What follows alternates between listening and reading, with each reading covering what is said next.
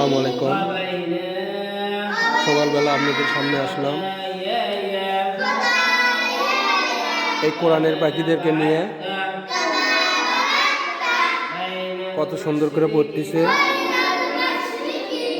আপনারা সবাই এই কোরআনের পাখিদের জন্য একটু দোয়া করবেন, তারা যেন ভালোভাবে কোরআন পড়তে পারে।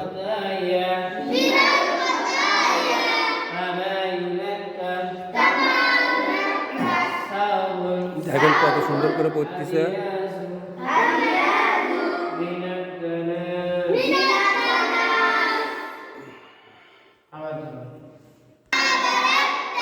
بين المشرق والمغرب اللهم نكني من الخطايا كما ينكى من الدنس। এই বলে আমি আমার কথা শেষ করলাম। আসসালামু আলাইকুম। সবাই এদের জন্য দোয়া করবেন।